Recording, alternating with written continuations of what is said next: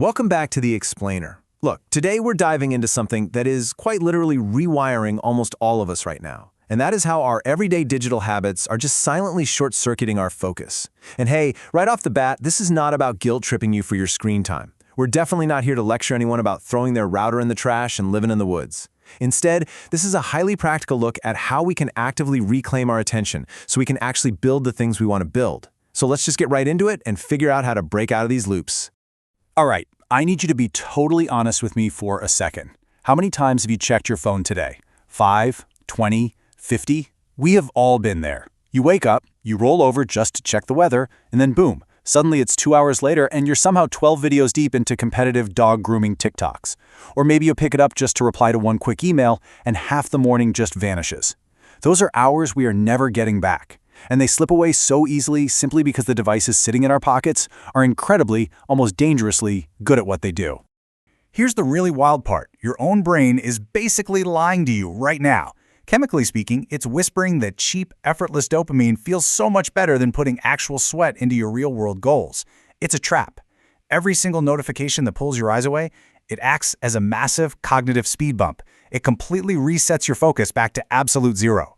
We love to trick ourselves into thinking we're just multitasking or taking a quick, harmless breather, but in reality, we are just continuously interrupting our own potential to do deep, meaningful work.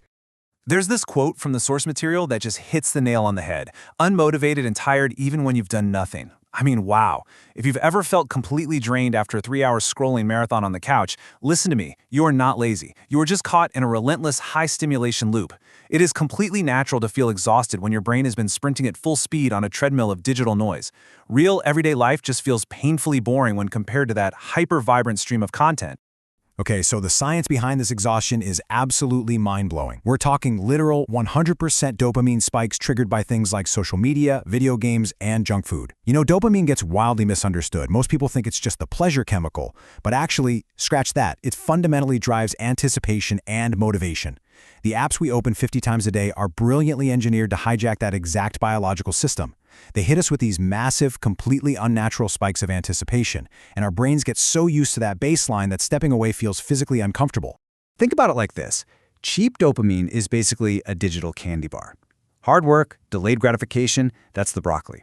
You really cannot expect your brain to crave the broccoli of, say, writing a business plan or studying for a huge exam when you have been gorging on the candy bars of infinite scrolling since you woke up.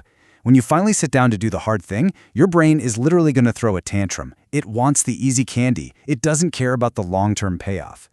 Which brings us to an absolutely crucial takeaway.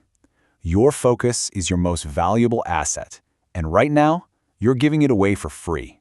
Think about that. Every brilliant idea, every successful business, every great piece of art, they all require intense, unbroken focus. Tech companies know exactly how valuable your attention is. If we aren't fiercely protective of it, we just end up as passive spectators. We just sit there watching everyone else build their dream lives on our screens instead of actively building our own. But hey, we're not just here to doom scroll about doom scrolling, right? Let's fix this. The sources lay out a highly actionable game plan called the Digital Reset Protocol.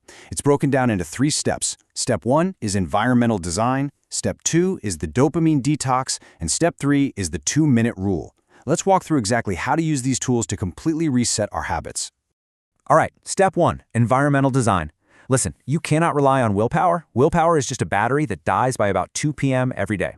We have to design our physical environment to protect us from ourselves.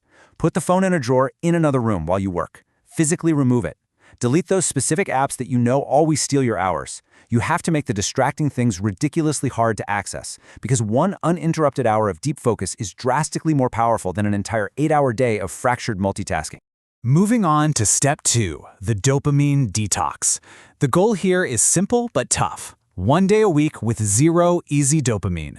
No infinite scrolling, no random YouTube rabbit holes, literally 0. Now, fair warning, you're going to feel it.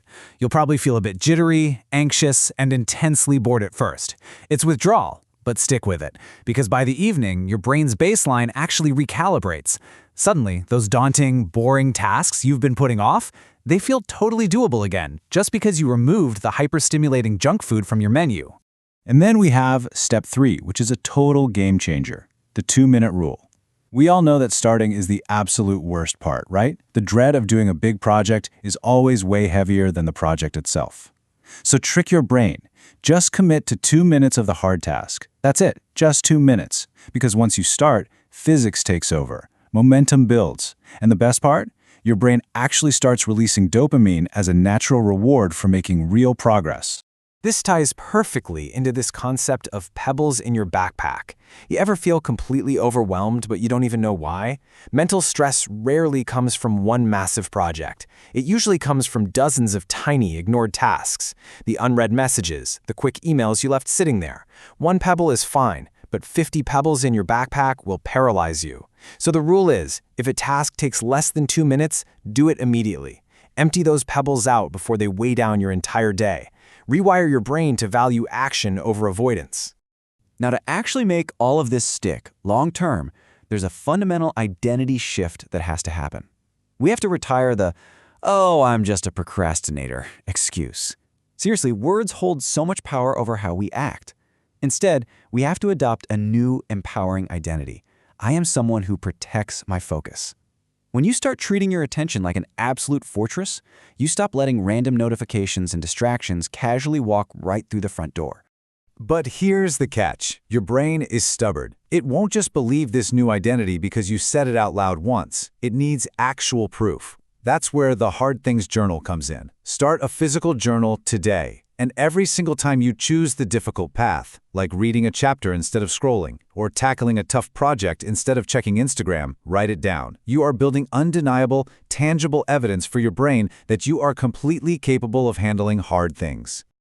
Okay, time for the brutal truth. Nobody is coming to save you. Neither your boss, nor your parents, nor your friends can pull you out of the digital comfort trap. It is entirely on you. We can choose the safe, scrolling path that leaves us feeling drained and unfulfilled, or we can choose the slightly uncomfortable path of taking action. And taking action is literally the only thing that actually moves the needle and builds the life we want. But the math on choosing that uncomfortable path? It is absolutely staggering. 37 times. If you stop hiding behind a screen and just focus on getting a mere 1% better every single day, the compounding effect takes over. By the end of 1 year, you are mathematically 37 times better than you are right now. A massive transformation is completely possible in just 12 months, but you have to step into the arena daily instead of watching from the sidelines. So I want to leave you with this final, honestly pretty provocative thought from our sources. The life you want is on the other side of the phone you're holding. You have a choice to make right now. Are you going to be a spectator watching everyone else, or are you going to be an active participant in your own life? It starts the very second you decide to put the screen down. 3, 2, 1, put it down and make your move. Thanks for hanging out for this explainer, and we'll catch you in the next one.